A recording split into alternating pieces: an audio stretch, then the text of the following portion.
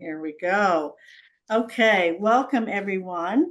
Thank you for joining us today. Once again, my name is Brenda Helgen. I'm Executive Director of A Time to Heal Cancer Foundation.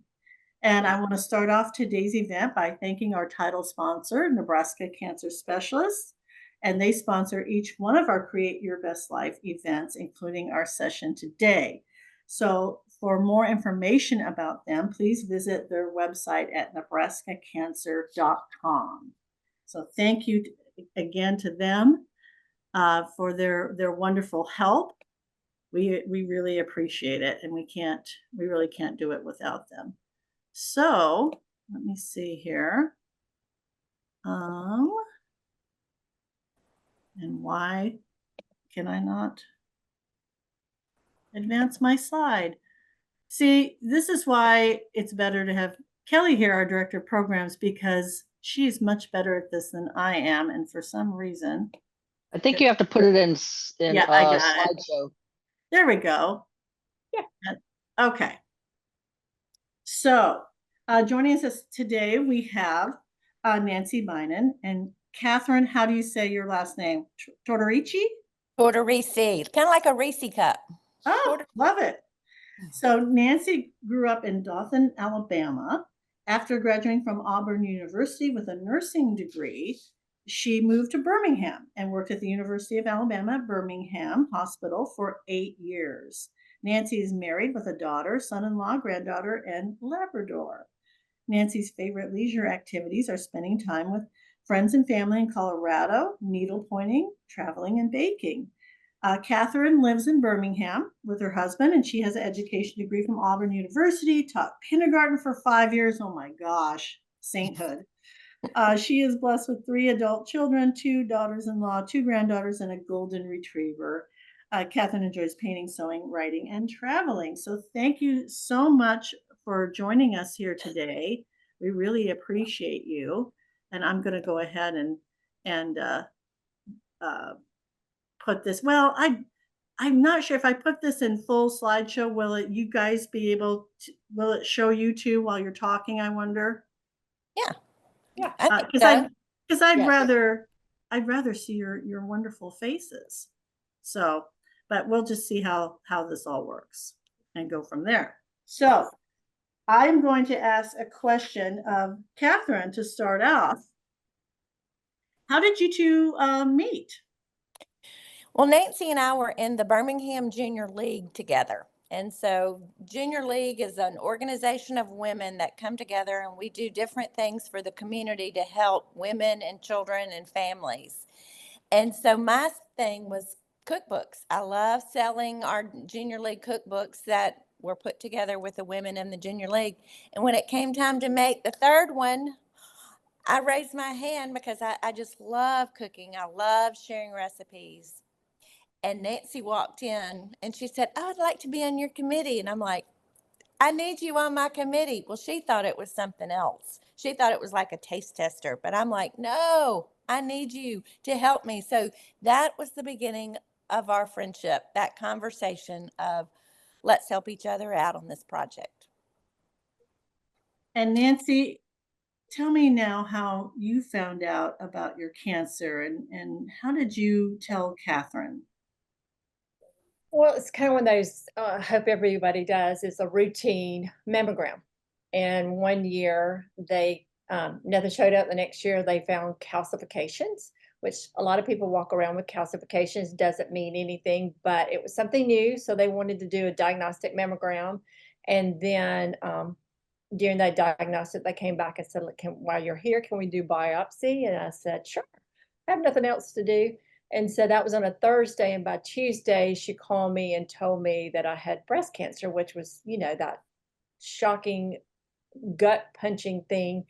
And so I live in Houston, but go to Birmingham still a lot to see friends. And Kathryn and I had gone to lunch, and I told Kathryn, and as that goes on, she said, I just had my mammogram and waiting for my biopsy results. And within just 15 minutes as she's driving home, she gets into her driveway, they call her, and then she calls me and says, "I have breast cancer too." And we were like within a week of each other finding out that we had breast cancer. Oh my goodness. So, um, Kathryn, tell me, how was it more difficult, for you? Tell me, and I missed that. Who discovered they had cancer first? Nancy did.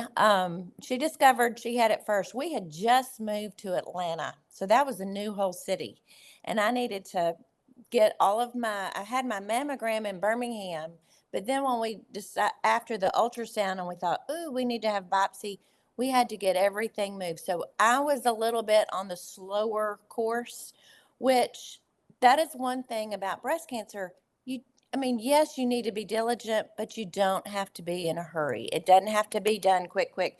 Do your due diligence, do your research, find out different things. And so Nancy and I were kind of on the same trajectory of when and where. It was just who's first, So, but everybody's different of when they find out and how they share that with others.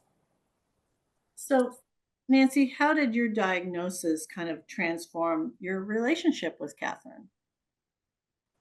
Well, we were good friends before and talked on the phone, but then when we both diagnosed with breast cancer and being in two different states at really good hospitals, we noticed that some things were not the same. Again, every diagnosis is different, every treatment's different for everybody, and it changes every year. We're surprised what we hear from people now, what happened 5 years ago to what, it's a lot less now, meaning radiation or whatever.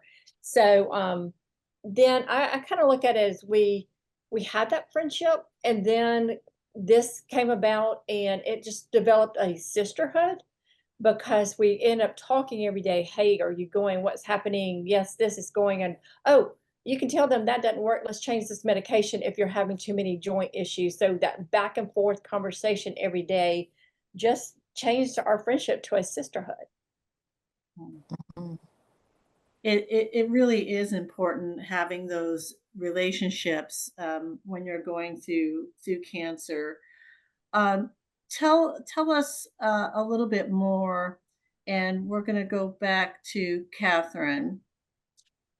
So, what was different between each of your cancer diagnosis, treatment, and how you each reacted to it?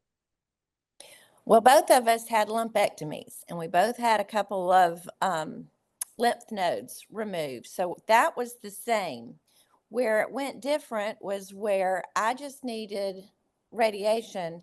Nancy's oncotype was a little bit higher, so she had chemo and radiation. And so, and of course, those are all different, with the treatment for those different numbers is different for everybody. But what was so great is that we were all in the trenches. I mean, it doesn't really matter, how you fight the battle or how you are treated or that kind of thing. You're all on that same journey together. So ours was different that way, but yet, how we encouraged each other was pretty much on the same level. So, Nancy, was there a pivotal moment for you? Um, and maybe, I had some moments certainly during my experience where I realized there were things I don't want to say I couldn't tell my family, but I didn't want to. Did you have any of those moments where, Kathryn really kind of became your the person that you could share those maybe fears with, or things that you didn't want to maybe burden? You feel like you're burdening your family sometimes with the. That is a great question. Absolutely, because we're different when it came to this part. Because the minute I found out, then I completely stopped, didn't tell anybody because I wanted to have the plan, because it's kind of like, oh, I have breast cancer. Well, you're going to have a mastectomy and a lumpectomy. You don't know any of that stuff yet. And so, till I could have met with the breast surgeon and the oncologist of both type radiation and medical, I waited to tell my family and my friends just because I wanted to know my plan. Yes, this is what's going to happen. I'm going to have surgery this day. I'm going to go. But because you don't want to scare your children, because a lot of times people hear cancer and they think you're going to die. And I didn't think that. I mean, finding out cancer, I say in the book, it was that sucker punch. Like, okay, I've got this. Let's go forward. But then when I found out I had to do chemo, that was a whole nother story. That totally took me to my knees crying because I did not want to have chemo. But, they tell you 80% of people don't think it's as bad as they thought it would be. And I could say it wasn't as bad, but I still didn't want to go through it. So yes, I could call Kathryn and just, have a hissy fit or just like, I don't want to do this today. So in her words of encouragement, because again, going through that at the same time was good. Then she could tell me when it came to radiation, what to wear and what not to wear, and how what to expect. So that was good as to having that what to expect when you're expecting. Kathryn, was there any moments where obviously you both had breast cancer, but as we know, it doesn't take a whole lot to have completely different journeys in terms of treatment and those kinds of things. And I didn't even know before I got cancer that there were so many different types of chemo that they could use and things like that. So, um, did you have any similarities with Nancy in terms of treatment, or if you didn't, how did you navigate those with each other, or were you kind of like, hey, here's what I'm doing some chemo, even though it's going to be different than yours. FYI, this is kind of what's helping me. If you feel a little bit of nausea, maybe you want to try this. But I'm just curious about those differences and how you navigate them. Well, I loved having Nancy with me to just give me that encouragement and pinpoint things. You need to talk to your doctor about this. If this joint is really hurting you, this is what you need to do. Radiation, when we both experienced that, we kind of gave each other a way to a distraction. Our bracelet ministry was our way to get through radiation. And we made bracelets and passed them out to people in the waiting room. And so that was a wonderful way that we handled through that. It was after we were finished with our radiation and chemotherapy, it was the hormone blocker treatments that we really relied on each other to how to deal with joint pain, how to deal with brain fog, how to deal with those little things that you just feel like you have the flu and you can't get out of bed.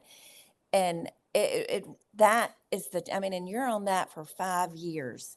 And so it was during that time that was so precious that we needed each other to encourage, to ask questions. Well, have you moved 30 minutes a day? Have you, what are you eating? What, uh, what am I thinking about?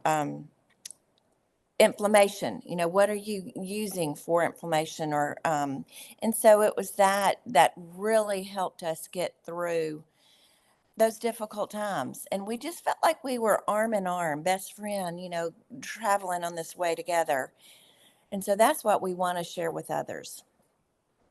I love that. And for those of you who may not know, we love this book so much here at A Time to Heal, and we are going to be carrying it in our free library that we have started, Lisa's Library. Lisa was a wonderful lady who, when she passed away, she left us a wonderful estate gift, and she was an educator, and education is important to her. So some of the things that I love about this book is that you were always talking about key takeaways. Tell me, Nancy, can you tell me a little bit more about those key takeaways? Well, as you mentioned earlier, I'm a nurse, but they don't teach you cancer in nursing school. So it was a whole new ballgame for me. So when we started finding things that were important, I'm going to say a keynote or key takeaway, something that was important that we wanted to share with other people, then we would write that in the book. And then just the hard thing would be like, when we do the waiting or the fear that you go through and the waiting for the surgery, waiting for the results, all that kind of stuff is, if we found things that truly helped us that we could take away and teach each other, then that's why we came in with the book with the key takeaways. Kathryn does a great devotional, and then we have a key verse that got us through that period of time. And then we have at the end where you can have key takeaways where you can write your notes in that chapter, what spoke to you during that chapter. And then we came back with key recipes. You know, like you said, we both love to cook, and we co-edited the cookbook that I had truly learned to modify a recipe. You can cook that recipe that you like, but what can you do to change it? You know, add maple syrup, add honey. It doesn't have to be sugar. You know, take some of the spices that we know are chemicals out of it and get your spices that you like and just make up and have it in a little jar. So there's different ways to, that's what came with the recipes that we really wanted to share because of our love of cooking. So, yes. And I probably need to back up a minute and ask you a more important question, Nancy, and Kathryn, you can chime in because your answer might be a little bit different. What inspired you to put together this book? Mm. Oh, yeah, let me go first. No, I'm kidding. Kathryn is like, every time we kept going back and forth that conversation, Kathryn's very creative. So let me go ahead and tell you that. I'm more the organized, put it all together. Kathryn's the creative one. And I'd love for her to tell you about her mom and all that. But, you know, you have all this information. We're going back and forth. We were really careful to journal. And we really think that journaling is so important. And so when we started talking, getting together, and we were in Telluride, and we looked at the stuff, and she's like, we need to write a book. And yeah, okay, let's do that. So that's how it got started, is Kathryn's sitting down, how are we going to do this, writing a book? But I'll let Kathryn go from there. Mm. Well, I always like to use this illustration. When you are diagnosed with cancer, it is the same thing as getting that very hard, difficult professor in school that nobody wants. But there's no way around it. You have to go through that course. And so, you know, you study, you cry, it takes your weekends, it kind of alters your life for a little bit. But when that course is finished, you've been tried, you've been tested, you've been proven, but you know what truly matters. And that's what cancer did for me. But Nancy was my study buddy during that very hard, grueling class, that professor. And so when we were writing this book, it was like, we need to have a the Cliff Notes version, or we need to have a book that helps others when they have this difficult professor, how they can get through it. And when and I say this as my sister is so precious, she gave me this book that was really large and overwhelming, and yet I needed to learn, but I couldn't absorb it. It was so, I was just, my emotions were all over the place. And so Nancy and I thought, okay, what would have ministered to us during this time? And it was the sweet little key takeaways, the little, hints, the little messages that ring in your ears. And so that was one of the things that when we were out walking and hiking and going, what do we need to share and how do we need to share it? It all came together of how to help others get through that most difficult professor nobody wants. Mhm. I also look at it as something of, in case you don't have a Nancy or a Kathryn in your life that's readily available, this book is a wonderful way to kind of have that person. But also, how important, Nancy, do you think it is to try your very best to identify or locate a person that is going through cancer, someone you can confide in, and again, share those conversations that maybe you don't want to share at work with your buddy, or again with your family. Is that something important that folks should be trying to seek out? And I'll have a second part to that question as well. Absolutely. I think having a support person that maybe has gone through this, because I think you could truly find somebody there There are support groups online. I was careful to do a couple of those things because a friend of mine, she was dying to help me. What can I do to help you? I want to help you because that's the whole thing too.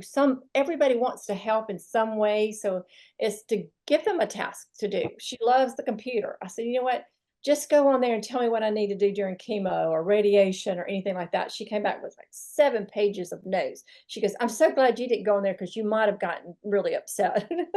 And so she gave me the encouragement part of that. She had not gone through cancer, but she wanted to be a part. Everybody wants to help in some way. If we can, just as women, let go and figure out something you can ask that person. I don't care if it's just putting some little flowers at the front door and not ringing the doorbell, leaving a note, something to encourage people. But I do think it's important to have somebody, because I mean, at the same time, when you're going through it, you're scared. You don't want to scare your family, but if you can talk to that person, it can be anybody as far as having that friendship that you can develop to help you.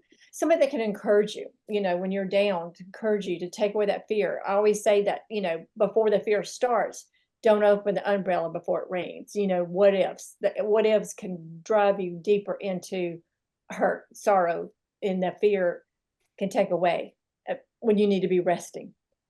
Absolutely. Mhm. So part 2 of the question, and I'm going to address this to Kathryn, is is how important is it to have that same person or maybe even a different person during survivorship after treatment? Well, the cover of our book is a mountain. You can climb a mountain by yourself, but it would be so, so difficult. But if you have somebody with you, you can do it. You can get up there. And if you have more than 2 people, you can get up that mountain and help each other along. And so, whether it is somebody somebody you don't know, but a new friend, it is so important not to be by yourself. And that's when we talk about what truly matters is your relationship with others and your relationship with your faith, with your Lord. It's so important during this time because it gives you that extra energy, that extra boost, that extra, you're not alone climbing this journey. But one thing that we added to this is that women love to give casseroles, give flowers, help other people. But when it comes time for yourself, it's a little hard to receive. It's like, no, I shouldn't be doing this.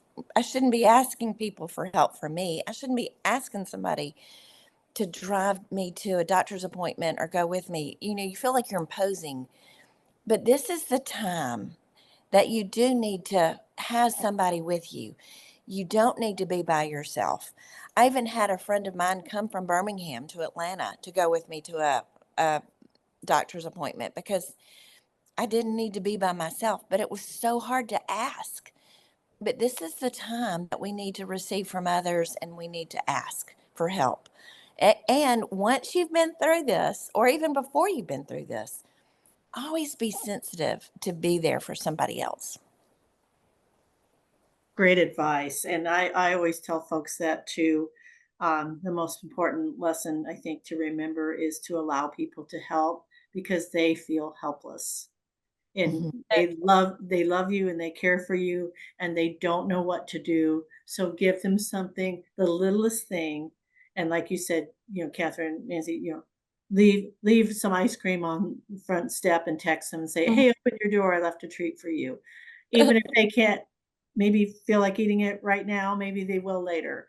But it's those kinds of little things that really can uplift someone that's going through cancer and help them. So tell me, and Nancy and Kathryn, and I apologize if I missed you saying this. How far out are you as survivors now? Nancy?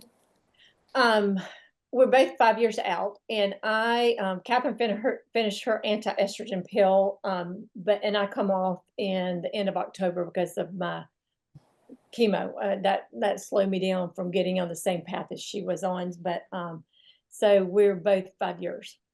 Mm-hmm. Excellent. So tell me about uh, those years as survivors, how has your relationship and your role with each other changed? And if so, how did that change? And so, Kathryn, I'll have you kind of answer that question first. Well, when you're working on a project, you talk to somebody every single day. I mean, and Nancy and I talked almost every single day, several times a day, all during our project of making this book. And so, and that went hand in hand with how we were doing with our hormone blocker, our aromatase inhibitor. And so we just really, it was great to have each other and have that project to get us through that time. Um, I, I think my relationship with Nancy has only grown. Like she said, it's kind of the sisterhood, the sorority of cancer survivors. You feel like you've done this, but um, at the same time, it goes by so fast. When at the, it's kind of like having toddlers. You feel like, will I ever not have toddlers anymore? And then they're grown adults having toddlers for themselves or babies for themselves, and it goes by fast, but it's fun to go. You can look back and see the different steps that it took you to get to that point. Nancy, did either one of you have any uh, long-term side effects, such as, I know someone mentioned brain fog, or lymphoma, or those kinds of things that a lot of us, we get through the treatment part and we think, all right, we're at the top of on the mountain now, it's downhill. And then, oh no, here comes brain fog, or here comes something else. I wondered if, Nancy, if you, either one of you had experienced any of that and how you dealt with it. I'm gonna say yes, a little bit, but I try every day, especially during chemo and afterwards, is finding that time to stop. You can get so tired that causes the brain fog, or when you went to a room and you forgot something, okay, I'm going back here, and you realize, oh yeah, that's what it was. And you go back, or Kathryn sometimes will hate because she can't find the right word for it. But it is, it's taking that time to turn it off every day. If you can just sit in your chair, I always take my Apple Watch off my phone, put it off on another table, and it could be 10 minutes, it could be 30 minutes. I might take a nap, might not, but it's just totally turning it off and putting my feet up so that you have time to rest. And that brain fog truly helps if you can get rest at night. That it's when I don't get rest that I feel not really put together. Mhm. And of course, this is a perfect time for me to plug our brain fog program that we have here at A Time to Heal. So it's completely free, and it is a really wonderful program that really does help. It's a 6-week program, once a week over 6 weeks, and it really, really does help. And Nancy, that's part of it, is making sure that you turn off, as you talk about. But there's many other things we do, from nutrition and exercise, to logging your best times of day and your worst times of day, so you can adjust your schedule accordingly, right? And do those important tasks during the time of day that you feel the best. So that's a quick little plug. Didn't mean to do that, but thank you. Um, I have I'm just thinking about, again, Kathryn, kind of what you talked about, the importance for both of you. You're both Christians, and your faith is an important part of your journey in recovery. And here at A Time to Heal, we also emphasize, whatever faith you may be, or if you're just spiritual, and if there's something for you to grab onto and kind of hold on to, I think that is so important. So, Kathryn, tell me a little bit more about the role that has played in your relationship with Nancy, and also in your recovery. Mm.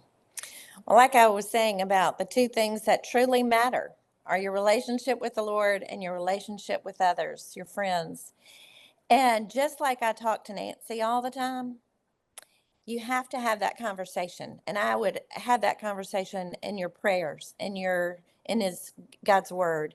And one thing that I saw continuously during my cancer journey was how many people in the Bible had struggles. And God didn't take away their struggles. He walked with them through it. Like David and Goliath, he didn't take away the giant. He was with him during the battle. And so one of the things that I try to share with others is that God has given us, just like the cliff notes that we want to share with others, is that he's given us his word, the Bible, so that we can have encouragement and we can see we're not alone. He walks with us through it. He may not take it away, but he sharpens us. One of the things that I saw, and I went on a trip to Volterra, alabaster capital of the world, and I felt like that little chunk of alabaster, and I felt like I was that rock that was ugly and had no purpose. And God, just like the artisan, was chiseling and hammering, and I'd say, "Stop! I don't like this. Make it go away." And he'd say, "I'm not finished, little one. I'm not finished." And he'd hammer and chisel. I'd have to go to radiation. It would burn and I would be tired. It didn't feel good. I'd make it stop. "No, little one, I've got a special plan for you." And when he was finished, he made my heart, and he gave me an alabaster heart. And that's what I found on the streets of Voltaire, basketfuls of alabaster hearts. And it just was the illustration of God is turning me into a heart for him and a heart for others. And so it is just so neat how in our everyday life, if we just are alert and aware, he is right with us and he's showing us things all the time that he wants us to see. There's a reason I've given this. I'm walking through with this, walking with you through this adversity. And so, I'm just so grateful for that opportunity. Thank you. And it's, whatever your beliefs are, find something to hold on to. Look in and find that strength that maybe you don't have at this moment. I think you can find it in other places. Maybe it's even just in nature, but you can find it. I think that's kind of a wonderful message all along is to look for that and hang on to that and realize this is a blip on the radar screen of life, and you will get through to the other side. So I want to talk a little bit more about the relationship, the aspect of, and again, as you're trying to navigate cancer. So, again, I kind of keep going back to this, but I think a lot of people have questions about it. Did your relationship with each other and talking through some of your greatest fears and those kinds of things, Nancy, did that help you again, when you're trying to talk to not only your family, but what about employers and things like that? Were you both working during this time? And I even think about again after cancer, because as you both know, you don't just flip a switch after treatment and you're just, oh, I have all my energy back and I'm 100% and everything's great. You're still often very, very tired. I know, gosh, I remember the first spring after, it was a year later, and I went outside to try to do all the things I used to do, and I went, oh, my body's saying no, no, we're not the same. So Nancy, tell me a little bit more about that. I was not working at the time. I was still very involved with the community. I was chairing a couple things, and going through chemo, you can't color your hair. I did do the cool cap, if anybody wants to hear about that. And so I didn't realize I lost hair, but probably lost 50%. But when she said that, she's like, "Well, you can't color your hair." I'm like, "Well, then I've got to wear my wig." So I ended up buying a wig, but I had too much hair to wear a wig. So I wore a hat for about 4 or 5 months, but still went out, and everybody at church was like, "Oh, I'm so glad you're bringing the hats back. That is so cool." And I'm thinking, "Oh, I'd love to take it off." But in that friendships, like Kathryn sent this to me today, in friendships too, we can find support, encouragement, either of they fall down and one helps the other one up. It's life is hard. Friendships make life softer. They may not keep us from falling down, but they can help us to get back up easier. And that's the whole thing we wanted in the book, to just that you're not alone. Nobody's alone. There's somebody that really wants to be there to help you. And so and somebody that's just truly can encourage you, love you, and support you, and know that they've got your back. Mhm. It's just so important, and to have that person. And so I want to ask both of you, and I also have an answer to this question, but kind of going back to this a little bit. Where, how, if you don't have a Catherine or Nancy readily available in your life, and to be honest, I hope and pray you don't. You know, that's a tough situation when you've got a friend that has to go through it. But if you don't have a Nancy or a Catherine, how do you find that person? Um, any Catherine, do you have any suggestions of how to find that person? Well, you know, we right when I was diagnosed with breast cancer, we had moved to Atlanta, and I didn't know anybody in Atlanta. Maybe a couple of people outside, but Atlanta's so big. And so my goal was every day I was going to call somebody on the phone who didn't live in Atlanta, somebody from Birmingham or other places. And then that day I was going to go meet somebody. I remember at 8 o'clock at night, I thought, oh, I haven't met anybody today. I've got to run to the grocery store and go get something and meet somebody at the grocery store. And so when we first moved there, that's what I did. I just made it my plan to meet somebody every single day to broaden my circles of friends. But there's so many different organizations through the hospitals, through cancer organizations that are growing. We didn't have this, 10, 15 years ago, but they now have organizations online, that you don't have to be in the same city, that you can reach out and talk to somebody who has been down this path that you've been on. Two brains are better than one, or two minds are better than one. And it is so helpful to talk to somebody who's been through this. Going to church is such a vital thing. I remember sharing, you know, when I was first diagnosed with my Sunday school class, and I had visitors who were there, and they would come over. I didn't even know them, and come over and share with me some of the things and tricks that they did to get through their cancer diagnosis. So we always need to look out for people who, when we hear they've been diagnosed, and be their buddy. But then we also need to be vulnerable to share, hey, I've got cancer. Does anybody else in this group have cancer?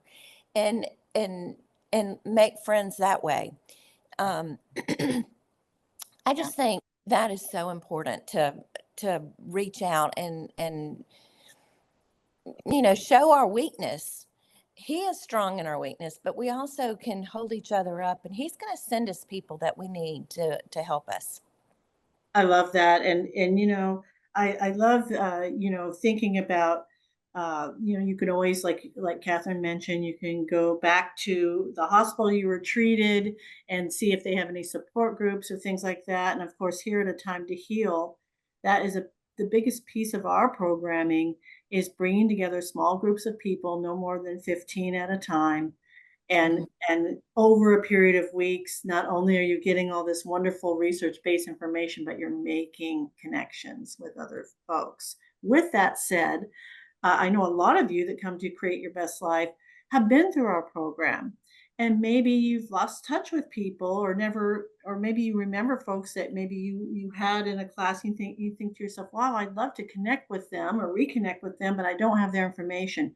Reach out to us, and we'd be happy to try to connect you with your own Nancy or your own Catherine.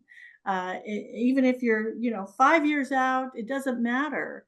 If you need some help, please give us a call. We'll try to do that. I do understand too, especially in Nebraska, if you live in a rural area and it's a small town and everybody knows your business, that maybe you don't want to have somebody in town. Maybe you'd rather have somebody that lives out of state or lives out of town, and somebody you can really talk to, and and then the next morning you don't hear about it from everybody, right? So we understand that, and again, we're happy to help connect you either with people or with resources. And we also have a resource page on our website with a lot of support groups and those kinds of things. So we thank you for all of that. I have actually we got about 15 more minutes till 11 o'clock. And I just want to remind everyone, if you have questions, just go ahead and put them in the chat box to ask Kathryn and Nancy. But in the meantime, I have kind of run out of my questions. So Nancy, do you have some things you want to talk about that I haven't covered here? I do. I'll go back, but I would love for Kathryn to talk about the format of the book, how, started with the cover and her mother, inspiration from that, even with how it started off with the cookbook to how we went to this book. Okay. When we were talking about support groups or the caregiver, my mom had ALS and my dad was her caregiver. But she was an artist, and her distraction through her disease was she made note cards, and she would send thank you notes to different people who helped her during her adversity of battling ALS. And so Nancy and I have used those note cards, such as this, at the beginning of every chapter. It just kind of flowers. I'm so glad, Brenda, you have your garden. They're just kind of like our little love letters from God. So we did that. But Nancy and I, when we were making our cookbook, my mom did the illustrations. And it was so sweet and precious. And Nancy said, "Oh, when we started making this book, oh, we can't make a book. Your mom's not here to help us, do our line drawings and put the things inside the book." And so about 2 weeks after we'd had that conversation, I was down in the basement going through some plastic containers, some tubs, just trying to clean out. And I found a sketchbook. And the only thing in the sketchbook were antique drawings of keys. The only thing. And don't you know, my mom was probably up in heaven going, "She found it." And what we did was we put keys in the book, and it outlined our book, the key takeaways, the key scripture, the key verse, the key notes, things we want you to journal. One of the little tidbits that I always like to share with people is, like your cookbook, what I do is I'll say, "Oh, I made 24, I doubled the recipe," or whatever, and I'll write notes in my cookbook. Well, in this, write notes, write your own scriptures, write your own, wear button downs to radiation or to the doctor's office, or write your own little tricks that you've learned. And then when somebody else has cancer, you give them your handwritten notes. And it's so personal. It's like giving them your Bible with all your favorite verses underlined, or your recipe that says, "Oh, I added, this ingredient and it made it even better." And so that is just something that Nancy and I have learned using this outline. I hope that with this, and even, the design on the cover has a little rounded corner, because we're all going on along in life. And then, we have a little, oops, oh no, I've been diagnosed with something I didn't expect. And so that's everything in the book is what we've hopefully will minister to somebody. Can I interrupt for just a second? I often get asked by survivors that want to give back. And you just outlined a beautiful way for someone to very easily give back by doing just what Kathryn suggested and getting this book, going through it, writing your notes, and then sending it on to someone else that needs it. I think that's so beautiful, and I love that. But the reason I really want to interrupt is because I want to make mention that everyone here in this webinar today is going to receive a free copy of this book, From a Time to Heal, to all of you. So make sure, now we should have your information, but do me a favor, since we've got about 10 more minutes or so, even maybe a little more if we have some more questions, make sure you give us your full name and city and state in the chat box. We have your information from when you register, but we just want to make sure we line it all up, okay? So if you can do that, that'd be great. But all of you are going to get a copy of this book, and I encourage you to do what Kathryn suggested. That's a wonderful, wonderful way to help someone else. So, oh, we have a question. This is a great one for both of you, but I'm going to have Nancy answer it. Did you struggle with anger in your cancer journey? I saw that question. I hate to say that. I'm going to say no. I did not get angry. I considered it a bump in the road. How I was going to get over it or around it. And that's with God, family, and friends. But I did not get angry. I got, tired, or when you do the chemo, they give you a drug that helps you produce white blood cells by taking it from your bone marrow. That truly felt like the flu. I would get upset about that because it was hard to get up out of the bed. I'm not one to lay in the bed, but I would get up and keep moving. But I did not, I can honestly say my emotions did not go to anger. I would say it go to fear. I try not to go there. Kathryn and I laugh. We give it the 3-day rule. If something hurts, the first thing you think, okay, can that be cancer? Did my cancer come back? And you don't open the umbrella before it rains. So we give it 3 days. If it hurts after 3 days, then we go have it checked. Even my husband will look, I'm not sure what that is. He'll get his loops out and look again. Yeah, maybe you should go to your dermatologist, but I would say that what bothers me the most is having that fear back here and not letting that take over. But I did not get angry. Kathryn can tell you about her hissy fit. Yeah, I was at a pre-op going in to get, the work done before the surgery. And I walked in and I saw people. I mean, it was a crowded room. And I just wanted to sit there and have a huge hissy fit. Lord, I'm not supposed to be here. I'm not supposed to be in Atlanta. I'm not supposed to be in this room. Why am I here? I saw people with families that had thousands of family members and crying babies, and people without hair, people without arms and legs, going, why am I here? And then I started giving thanks. It was like changing the channel. You can watch a channel on spiders and snakes and totally get creeped out.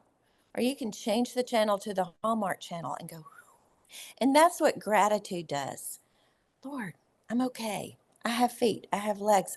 Don't have 1,000 family members. I don't have a crying baby. I am right here where my feet are.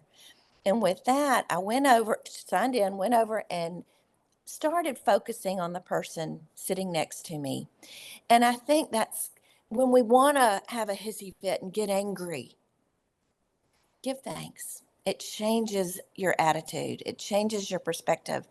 And the best way to do that is ask questions for other people. Love on others. Have those relationships and get that off of yourself. And that was a big lesson for me that day. So that's a wonderful lesson. And I love how you say change the channel. I had a really bad reaction to chemo and was extremely sick, to the point where I lost 30 pounds in a month. Couldn't eat, couldn't drink, everything nauseated me. It was pretty bad. So I tried not to wallow in self-pity. And one of the ways I did that was I would watch reruns or even any kind of TV show that made me laugh. And remember the old laughter is the best medicine, and the old Reader's Digest. That is truly another way to change the channel. And especially also, Nancy, you talk about with fear. I think you both have great advice on trying to get around those negative emotions or those emotions that are going to bring you down and not really help you on your journey. So thank you for sharing both of those. So Nancy, we're going to go back to you because I know there's more you want to give, and you both need to forgive me because I can't completely remember all is on your slides. So if you want me to advance some of these slides, please let me know. But I just wanted to let you know again, we're going to be giving these books to you, and it is really wonderful to see that Nancy and Kathryn put all this work into these books, and and how they've been received has been incredible. Do you want to, either one of you, Nancy, do you want to talk about that a little bit?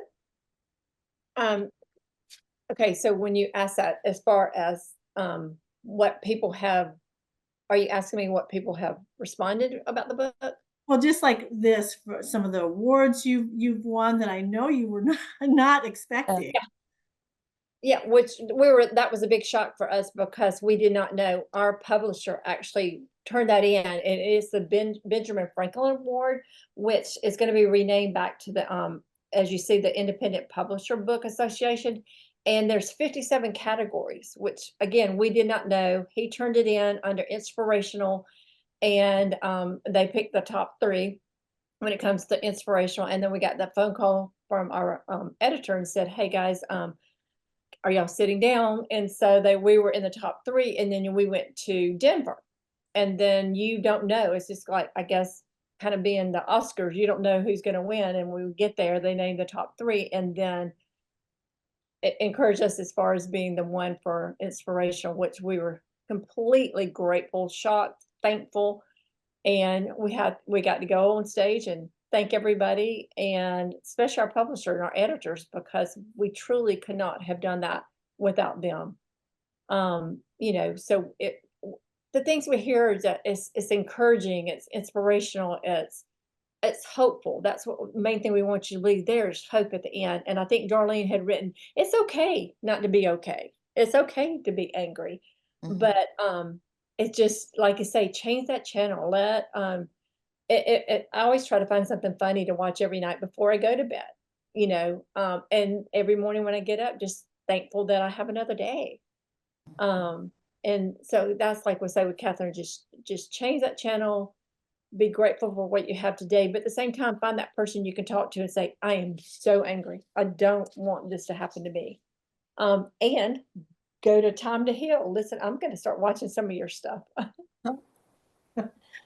Hey, Brenda, Yes.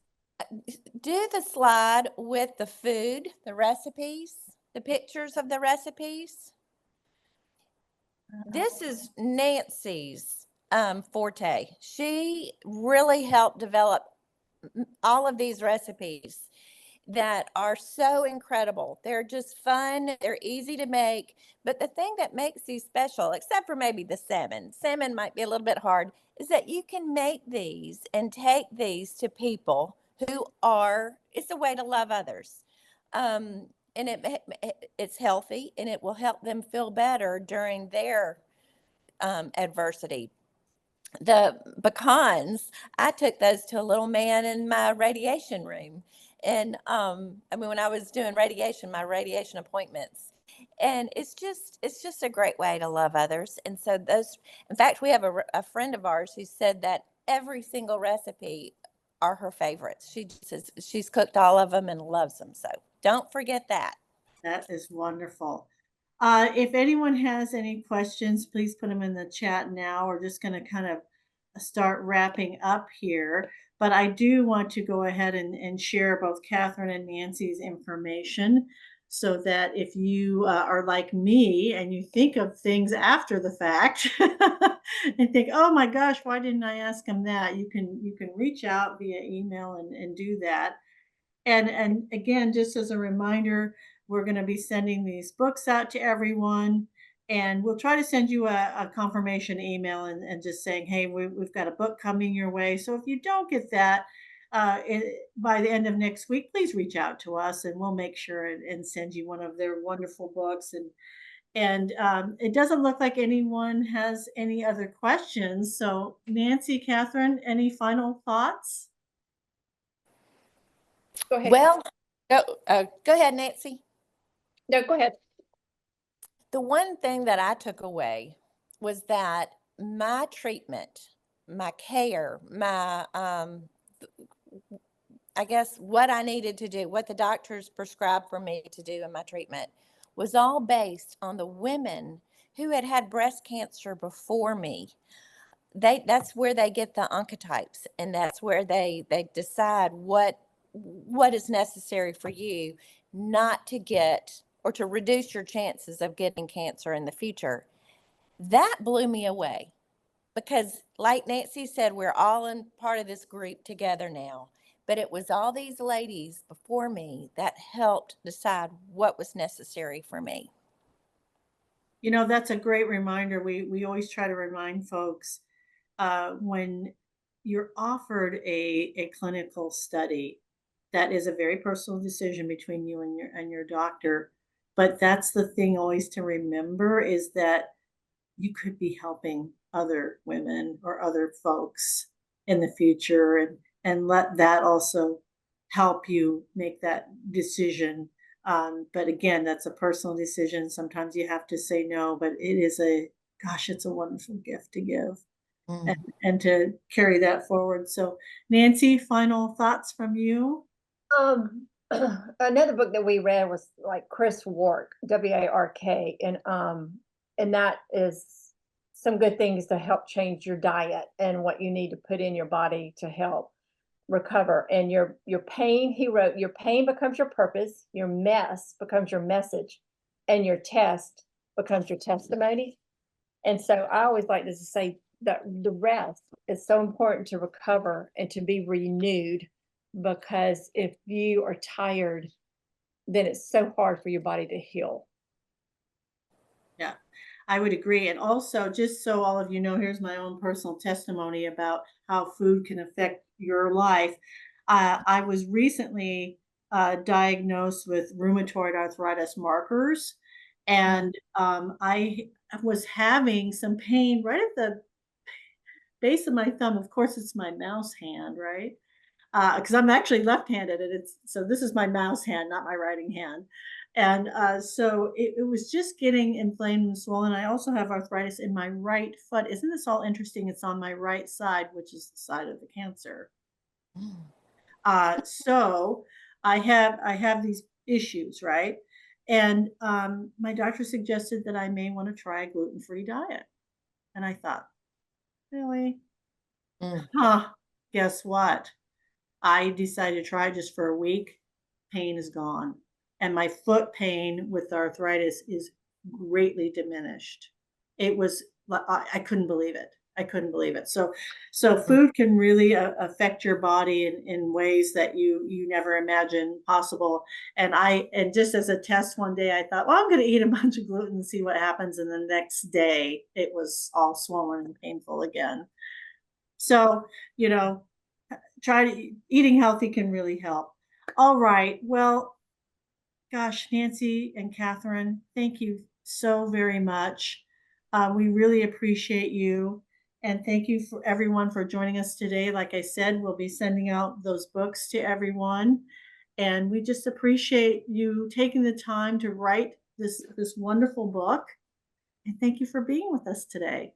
Thank you, Brenda. Everyone have a wonderful weekend. Enjoy it. Get out and enjoy it. And thank you so much.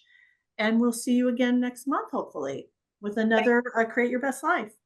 You take care. Thank you. Take care. Bye-bye now.